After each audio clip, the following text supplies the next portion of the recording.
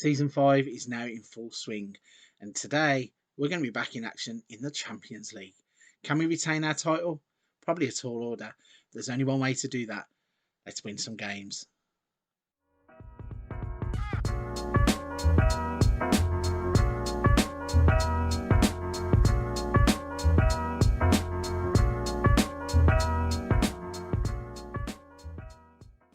Hello everybody, welcome back to another episode of Leeds United, Pride of Yorkshire. I'm Lufc Fm22 and a big thank you for joining me on the channel today. So in yesterday's episode, you would have seen us taking on Arsenal in the Premier League.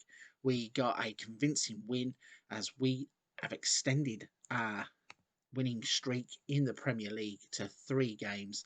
We started off with that 4-1 victory against Aston Villa, then had a 2-0 victory against West Brom off camera before the 1-0 victory against Arsenal in yesterday's episode, with Conrad de la Fuente getting the goal.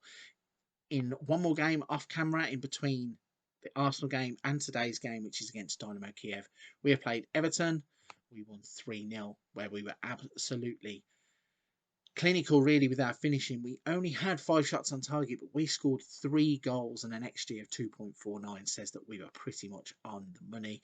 Calvin Phillips getting his trademark screamer of a goal with a shot from outside the box, and then Singo, a surprise goal scorer, and Vlahovic scoring to round the 3-0 victory off and keep 3 points at Ellen Road. So have a quick look at the Premier League before we move on. So you can see we have now played 4, won 4, goal difference of 9, 12 points. The only ones really hanging with us at the moment are Southampton, which is a little bit strange. Manchester United struggling down in 9th place at the moment. We already have a 5-point buffer to them, which is quite impressive. But for this episode, we are concentrating on this section here, which is the Champions League.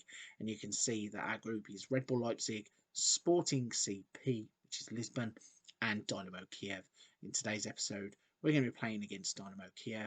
So let's not waste any time. Let's get back into Champions League action as we face off against Kiev. Okay then, so you might be able to see, looking at the screen up here, that there is actually one player that you wouldn't recognise. In such haste to get on with the Champions League campaign and get the ball rolling in terms of defending our Champions League title, I forgot to say that the transfer deadline has actually been and gone, and there was a little bit of action on transfer deadline day. So let's have a look at some transfers. So in terms of players out, we have loaned quite a lot of players out.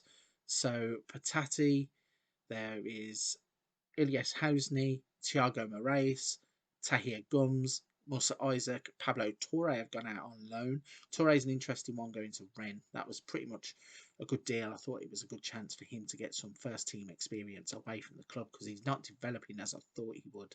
And then in terms of players that came in, we had Conrad de la Fuente, and then on transfer deadline day, a name popped up on the radar that I had looked at before and really couldn't get him to come to the club.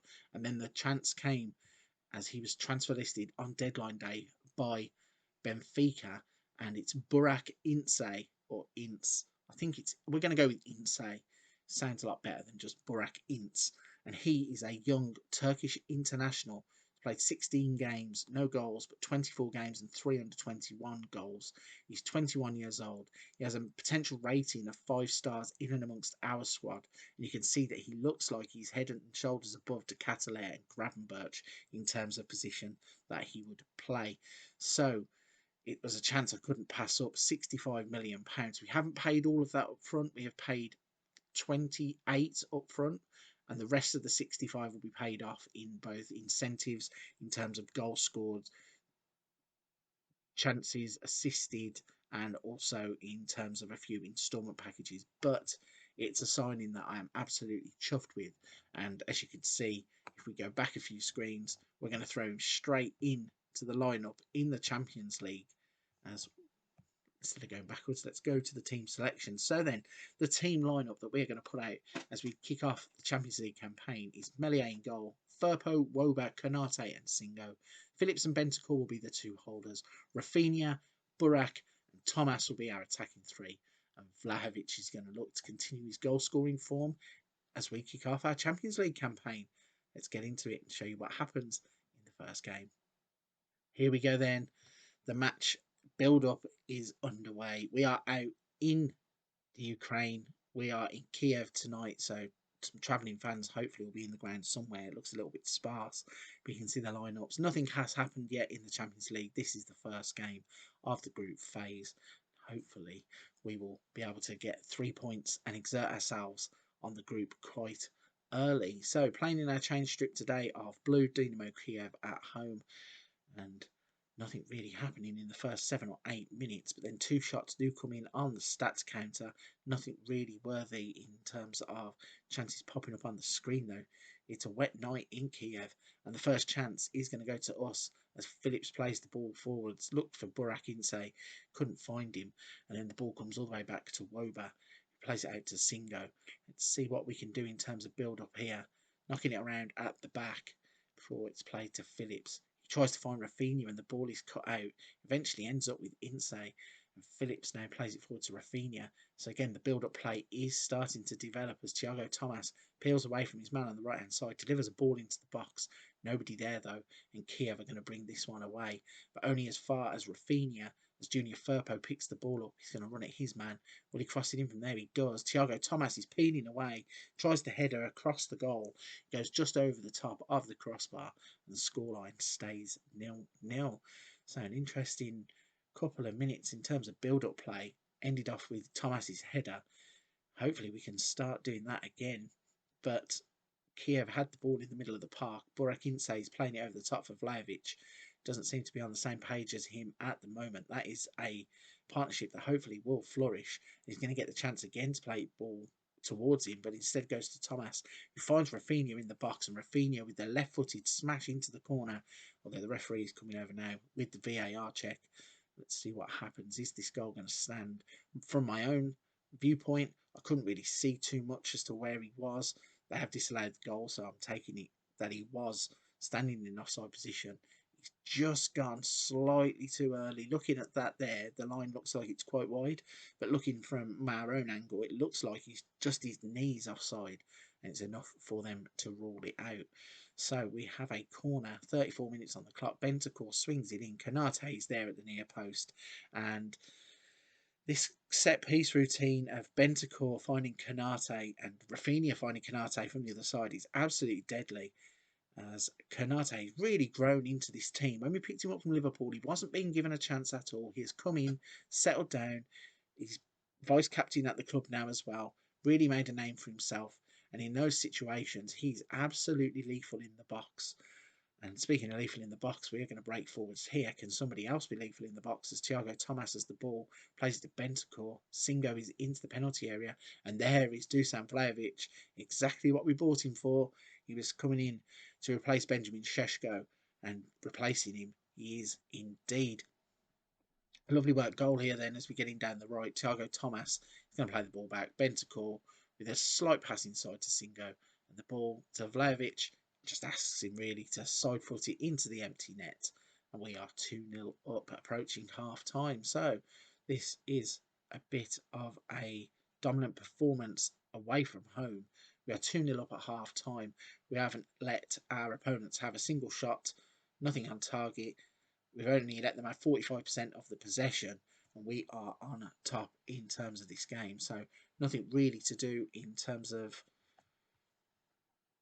changes or doing anything in terms of the lineup. We're just going to continue on as we are, and hopefully it's going to bring us a bit more success in the second half. Looking at some of the players, maybe Ince, Rafinha, and Phillips are all names who could possibly come off. Let's have a little look at what we've got on the bench. So Singo doesn't look happy in terms of his fitness, so he can come off. Then we have a whole host of players here on red hearts. What do we have on the bench? So we've got De Ketelaere on in place of Ince, and I'm going to give Callum Wilson a game. I think he's been a little bit unfortunate that he can't get too much game time in the first team across the first couple of games. So we're going to give him a couple of minutes on the pitch and see what happens when we get him involved. But Dinamo Kiev are looking to be on the attack here as they are working it towards the box. They get it out wide. I ain't even going to try and pronounce some of these names that I'm seeing. They've had a shot, and Melier has had to turn it around for a corner. Let's see if we can defend this corner resolutely. Karabayev is going to swing it in. He's aiming for the back post. Luckily for us, Max Wober is there, heads it clear, and we are going to, well, we've certainly kept another couple of minutes in terms of the clean sheet, and then we are breaking forwards ourselves as Wisdom Ame breaks down the right hand side. What can he do with the ball? He plays it back to Bentacore. He's going to look to get into the box. Is he going to have a shot? No. It comes to De Catalaire. He miskicks it. Oh my gosh. What a weird goal this is. I'm going to need to watch this one back because this looks absolutely strange. So, is this actually Bentacore's goal? It looks like.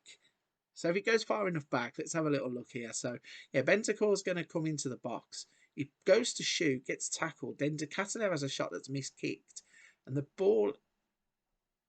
Okay, so the ball is blasted away. Bentacore stoops down, hits him on the head, goes in the net. That's a 3-0 lead, and that's all we really care about. We are certainly going to be getting 3 points unless something absolutely stupid happens in the next 4 or 5 minutes. And it doesn't look like it is as we cut out the ball there and lofted it forwards to Callum Wilson, who has a superb take out on the wide right hand side. Thiago Thomas gets the ball and he plays it back to Callum Wilson, who plays it to Rafinha, who has the shot. And I think Ospina in goal has made the save. Yes, indeed, it's a corner kick. So 88 minutes, Rafinha swings it in. I thought we was just going to get to see Kanate there at the near post, but no, the ball is cleared away and then it's played back towards goal. And we are going to have one last chance, it seems, down by the corner flag. Wisdom Ame throws it long. Goalkeeper's not going to come for it. Callum Wilson has caused all kinds of chaos. Let's see what happens here. Surely this goal can't be offside. Callum Wilson's got the flick on, kind of turns it towards goal. I think the ball's hit the post and then it's kind of fallen down. So the goal has been awarded. Let's have another look at this one because these goals are quite funny. Thiago Thomas got the goal, but Callum Wilson does the damage. Ospina kind of spills the ball, falls straight out to the foot of Thiago Thomas. He puts it in the back of the net, and we are 4-0 up. So another convincing victory. We are playing some really good football at the start of this season. We've had 23 shots, 11 of them on target, an XG of 2.93, scored 4 goals, got 3 important points in the group stage of the Champions League, and we have played really, really well. I am absolutely enjoying the way we are playing at the moment. So let's skip past the dressing room. We're going to look at the fixture list. I have a feeling, yes, looking at the screen that just popped up there, we're not going to be away for too long. So let's have a look at the schedule. We know where it's going to be. We play Man U FC. We are currently on a run, I think, of 6 games played against them where we haven't beaten them, which is slightly embarrassing considering they won the league at Ellen Road. They knocked us out of the Club World Championship, so we have a score to settle with them. They have not started their Premier League campaign very well. Hopefully, we can capitalise on that. So tomorrow, you're going to find out exactly what happens as we play Man United. A fantastic first group game then in the Champions League as we run out 4-0 winners against Dinamo Kiev. It's a great start as reigning champions as we look to retain our Champions League trophy. So tomorrow we are going to be pushing back into the Premier League. Manchester United, as I've said, have had a bit of a rocky start, so hopefully we can capitalise on that. And we are going to be showing you what happens tomorrow. But before we go anywhere, if you're still here at this point of the video, you're enjoying the content, liking the content, please don't forget to hit that like and subscribe button. Even leave a comment down below. Let me know what you think. I appreciate every single person that takes the time to do it. The journey across the first year of YouTube has been absolutely amazing. It started off as a hobby and it's turned into even more a hobby. It's something that I really look forward to doing, and I look forward to interacting with every person who takes their time to come by the channel, and I really do appreciate and thank you all for doing that. But for this episode, I'm going to be wrapping it here. Come join me tomorrow when we face off against Manchester United in the Premier League.